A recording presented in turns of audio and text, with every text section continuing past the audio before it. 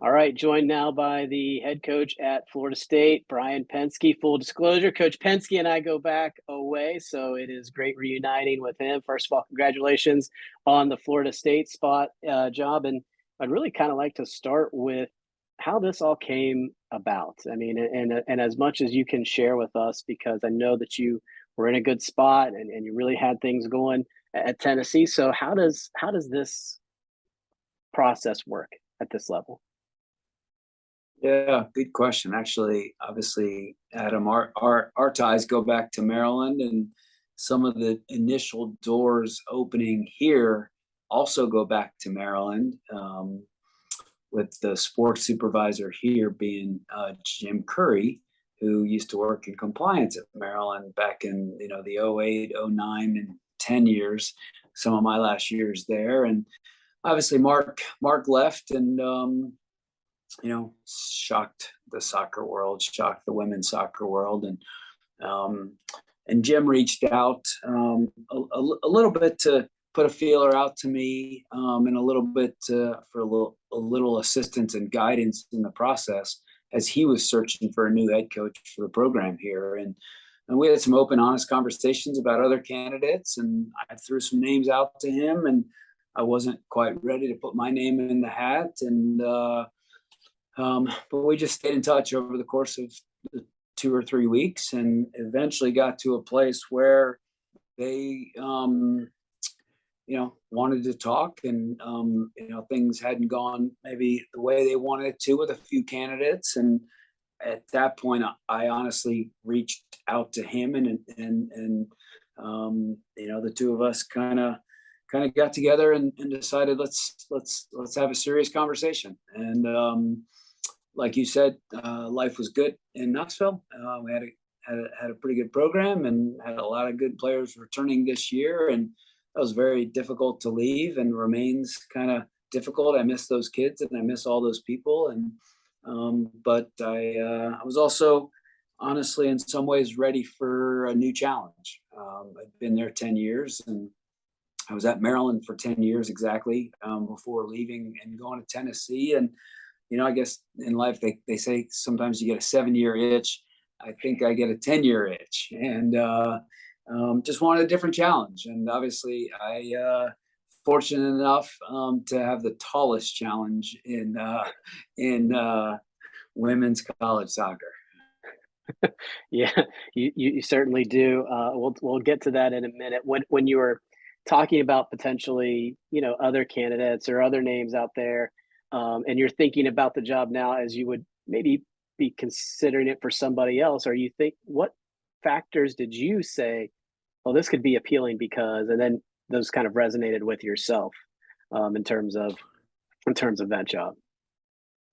Yeah, obviously, it's Florida State. What Mark has been built here it's phenomenal, and you know I've said it repeatedly. He's been the best in the business over the last 10 plus years, and so inheriting a top level program like this is both incredibly attractive and at the same time daunting. Right? It's probably why it interested some people, and then turned some people off, because it's been at such a high level. Um, I loved my time in the SEC. I don't know that there's a better league in terms of outpouring of support, for student athletes, right? And Greg Sankey has done a phenomenal job with that league, and our administration did a phenomenal job at Tennessee. Um, but at the same time, I liked, back in thinking about my Maryland days, coaching against and playing against the Dukes and the Carolinas and the Virginias and the Clemsons and the Boston College and Wake and all those programs. The opportunity to go and do that again was appealing to me. The SEC was incredibly competitive in every single game. Your life is on the line, kind of deal. To come to this league where like I said, the UNCs, the UVAs, be back in that league, was attractive to me. I'd say those are kind of the real two biggest pieces for me that brought me here. And then, like I said, the third piece being just kind of wanting a different challenge, a new challenge. And I had it so good at Tennessee, and we were in a pretty good place as a program. Well, what was going to be that new challenge? There were only so few programs that I was going to leave Tennessee for, right? Unless it's just an absolute, job change, right? Profession change. So it was going to be an elite program if I was fortunate to get an opportunity. Obviously, I'm fortunate to get this opportunity. It just so happens it's the most elite program. One of the things that, I listened to your announcement press conference and everything that you've said, you're not shying away from that, and you're not shying away from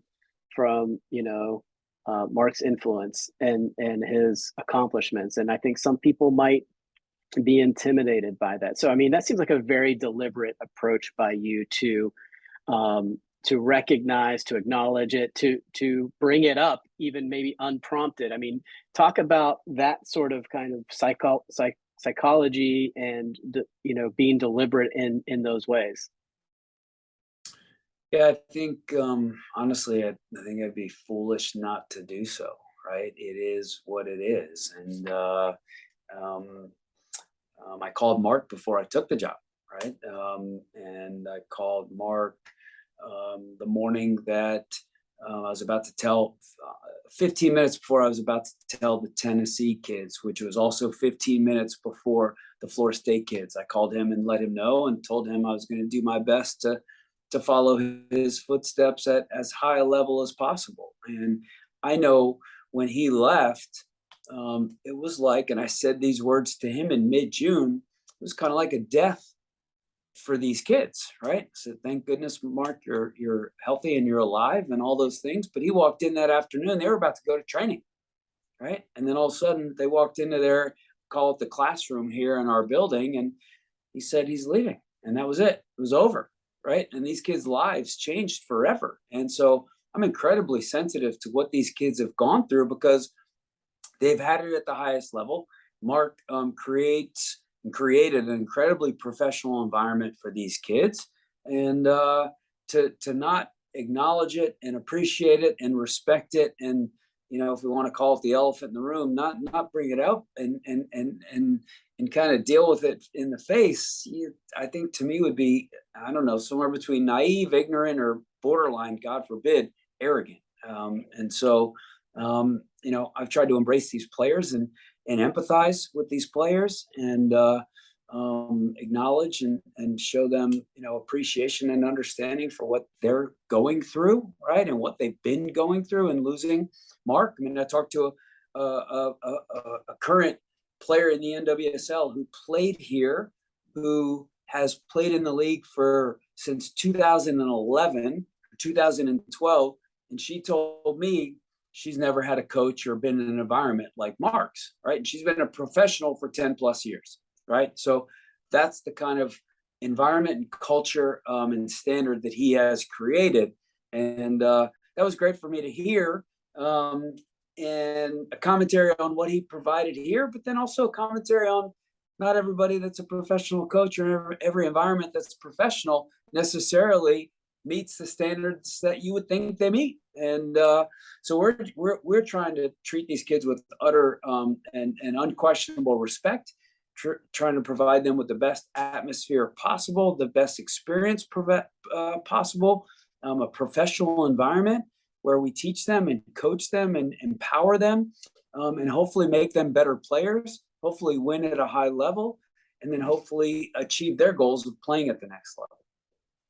A lot going on in that I'm trying to remember all the things as you're talking about. But the first thing that jumps out is obviously this is super unique and different. Have you, and I know that you're a good listener, but have you had to do that even more in this situation and have this be player led and try and follow them and support them more than any other kind of transition that you've made?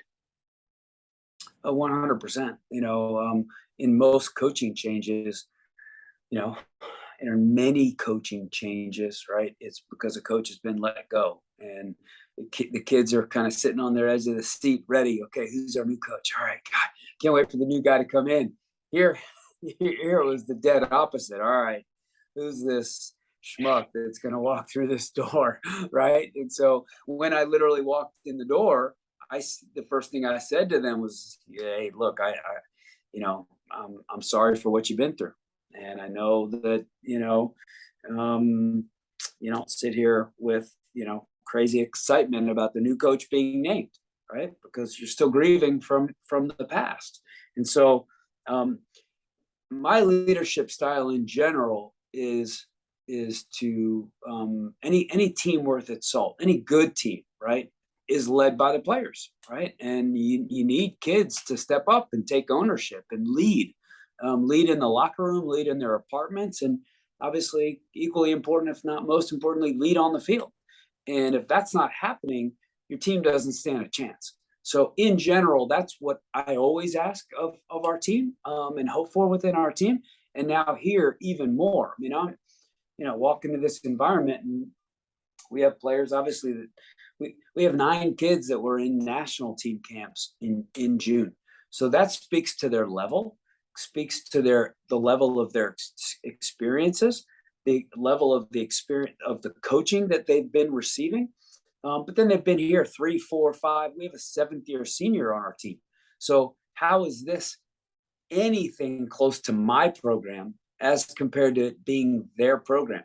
3 days ago, I had my first practice on this field. It was my first time walking on this field since I was here with Maryland in 2011.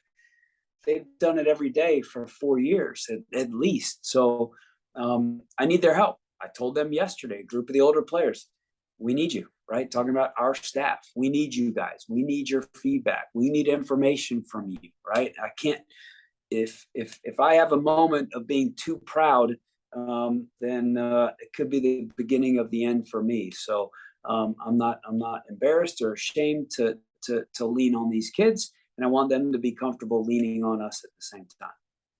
How do you find that balance between integrating their input and seeking it and finding it, and also being at the top of the food chain? Yep. It's a balance. It's got to be a little bit organic, right? I have felt more comfortable this week than in our first week of training than I thought I would be when I'm standing in front of the group and standing in front of the team and in the video sessions, and I'm just being me, and I need to be me, right? And they know that. I think they want that, and these are things that we've openly talked about, right? And I think that if my hope is they see that I'm a decent human, and just trying to do my best by them, that they'll respect that and appreciate that and want to play for us. And so, we've also talked about the reality is this isn't last year. I was about to I was about to continue to coach a Tennessee team that returned 10 starters from last year's SEC championship team.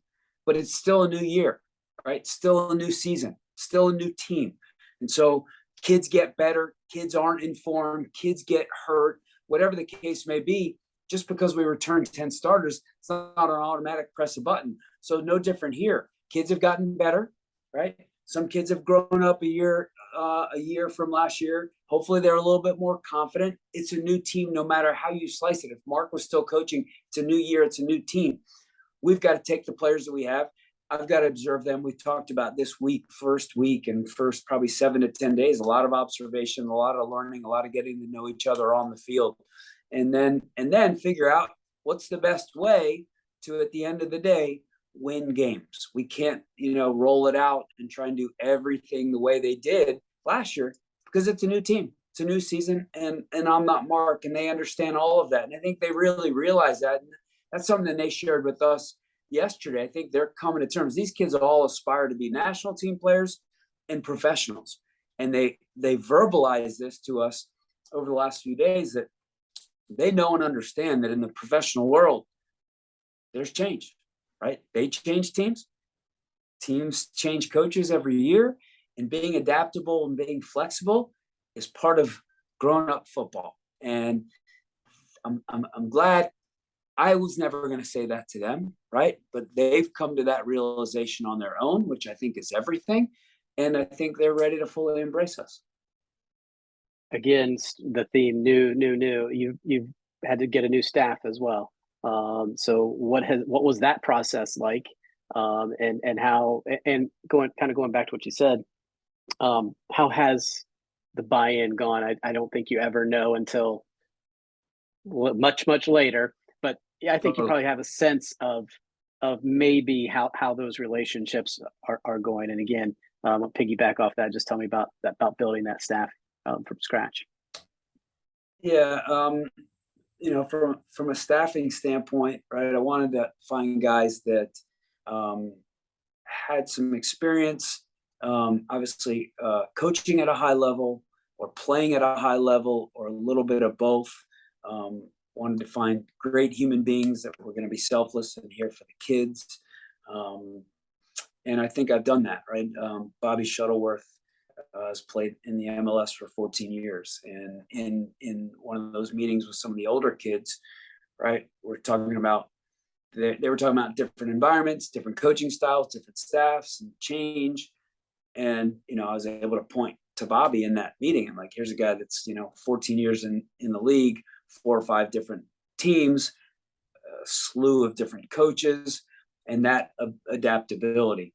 And then in Aaron Bruner, you got a guy who has taken a club at the youth level and really taught the game, the fine details of the game, and taken a club in a smaller town of Richmond and made it a relevant club on a national level, and has done a lot of coaching. He's 44 years old and he's done a lot of coaching, and then he's been involved with the national team, U.S. national team as an opposition scout, and he spent the month of July in England scouting at the Euros in preparation for next summer's World Cup, right? So he's got a phenomenal brain. And so I wanted guys that I knew could bring a lot to the table, because these kids are high-level players with their feet, but they're high-level thinkers. And those are the kinds of kids Mark has always recruited. And so needed to bring some coaches in that our kids are going to be like, okay, these guys probably know what they're talking about, right?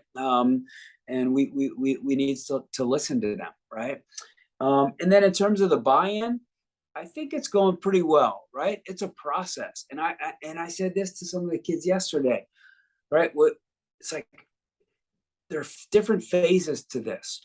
The first phase was meeting me in late April, and while still coming to terms with the loss of Mark. And trying to figure out the new reality. Okay, and who is this guy? What is he all about? What is important to him? And then we had a bunch of them in the transfer portal, right? There was a time in early May where we literally had 11 kids on our roster for the fall of 21. Okay, and so that was relationship building while these kids were literally all over the world. Okay, and so that was through Zooms and texting and phone calls and things like that. But then by them leaving campus and getting away, I think that was healthy for them. I think, in any loss, in any kind of, tragic, and I'm not comparing this, right? No one has died here, right? And so at the end of the day, everybody is going to get through this, but it was tragic for these kids, right? Life changed, life altering. And a lot of times in situations like that, the only thing that helps is time, right? Time.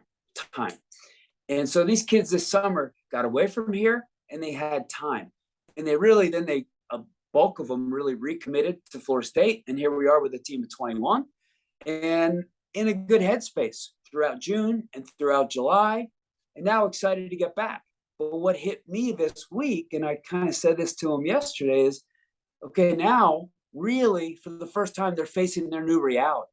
Even though they were in a good place for the last 2, 4, 6, 8 weeks, now it's like, okay, whoa, this Mark's not here. We are on the field. What are we doing here, right? Who are these people? And so a little bit of another jolt to their system, and a little bit of almost, fear of PTSD, of bringing all these thoughts back again. But really, and that's what yesterday's talk was about, they're in a pretty good place, right? And we told them, look, fire away. You have questions, you have thoughts. that goes back to the, we need you. We all got to do this together. And they've got to have, and these are courageous, strong women. And that's why they're national champions, right? You can't be a wallflower and be a champion. And these kids, they're not afraid to speak up. And that's what we want. And that's leadership. And they know that our doors are open. You're getting to coach at a time in history that is probably unlike any other when it comes to all kinds of things, whether it's conference realignment or NIL or all of those things. And just so, how do you go about adapting to the landscape? Do you worry about, or not worry, do you consider those things a ton, or do you just kind of have to put your head down and do the job? I mean, there's a lot there, but tell me a little bit about all of the things that go into being a head coach now that maybe weren't the same when you first started, because there's just so many different things that are out there right now. Yep. I think, the biggest thing that never changes is you got to love the kids. You got to look after them. You got to do right by them. You want to provide them with a great experience. You want their parents to know that they're going to be cared and loved for. And now that what's underneath that umbrella, right, like you said, is shifted a little bit with maybe an NIL situation. And there are certain laws in different states, right? And we are not allowed to be directly involved in things, but it's something that we talked about this summer, and I shared some of the experiences with Tennessee, and I have encouraged our kids to become as involved as possible and put themselves out there and absolutely take advantage of this new opportunity for them, which goes back to, again, empowerment. So, I don't think, as a leader, as a head coach, your head absolutely has to be on a swivel, right? You can't have anything, to the best of your ability, anything surprising you, right? You got to have total awareness, right? And you don't want to limit anything, right? You don't want, if I have a limitation within myself, then that means there's probably a limitation within my team, right? And so I want to be as expanded and as all-knowing and as all-aware as possible to continue to provide all those opportunities for these kids, whether that's on-field technical training, in the video room, NIL opportunities, and then health and well-being, all those things. And then the other new, obviously, the conference thing, we can't do anything about, right?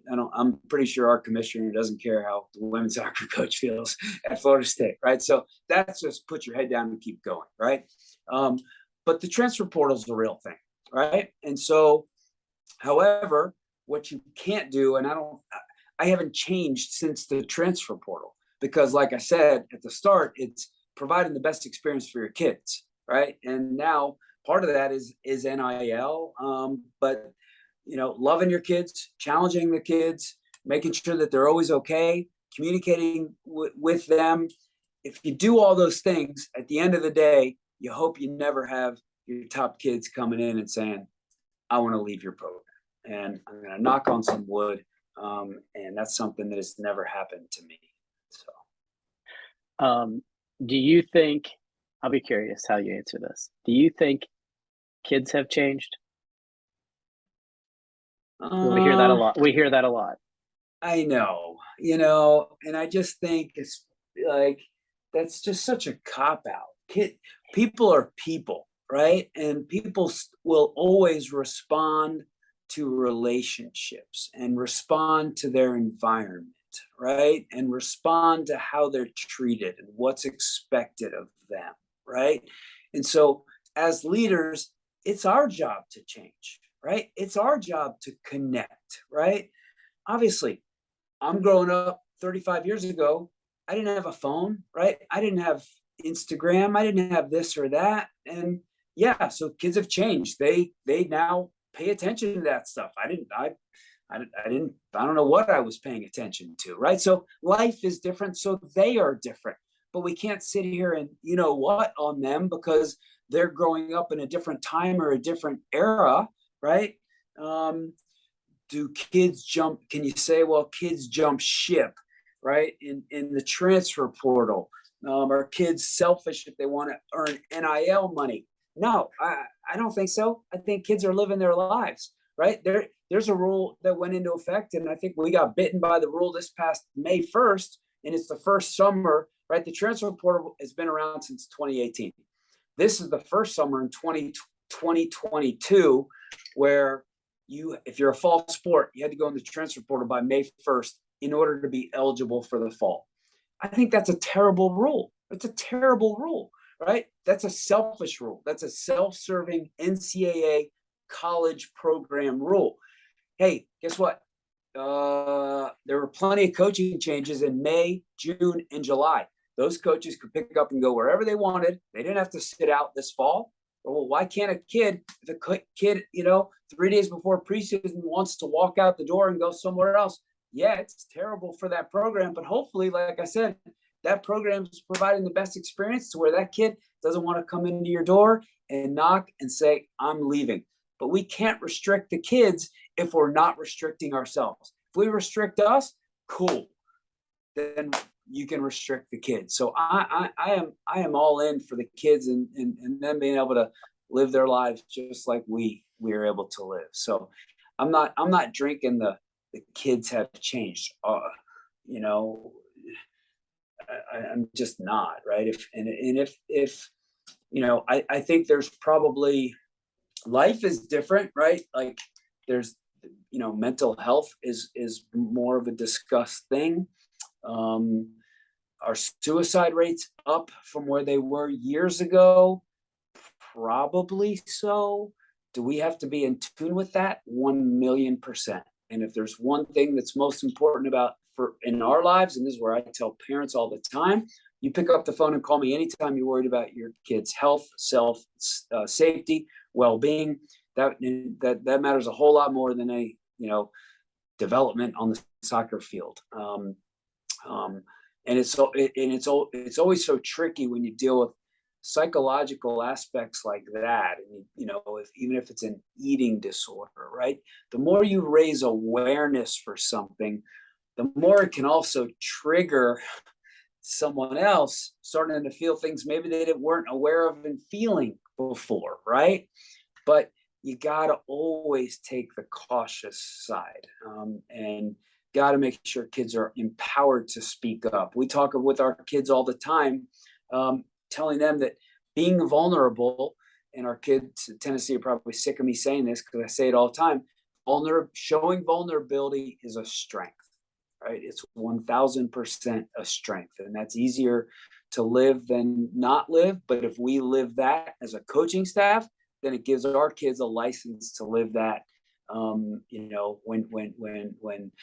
they are living their lives. So 40 years ago, were coaches saying those words?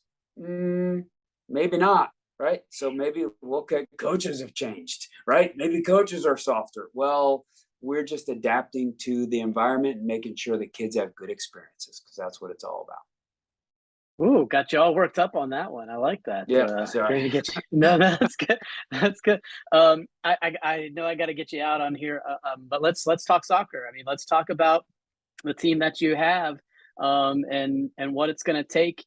New year, you said it. You win a national championship doesn't buy you one this year. It doesn't buy you one win. It doesn't buy you an ACC bid, anything like that. So, in addition to some of those just general kinds of philosophies that you have, let's talk nuts and bolts here. What you got, what you think can be a strength for a team, and I know very early with the team that just getting on the field now, but some way you'd still like to grow. Yep. So first of all, in the goal, we have both goalkeepers back from last year, which is obviously a big deal. One of them is currently at the U20 World Cup in Mia Justice. But the kid who's been in 2 national championship games the last 2 years is Christina Roque, and she's here. And so we feel pretty good about our goalkeeper situation. Then you look at our 10 field players. What's interesting is in the back 5, our 4 back plus our defensive center midfielder, we lost 4 of the 5 players from last year. In our front 5, we lost largely 1 of the 5 players from last year in terms of predominant big minute goal scoring, goal assisting players. So we return a lot.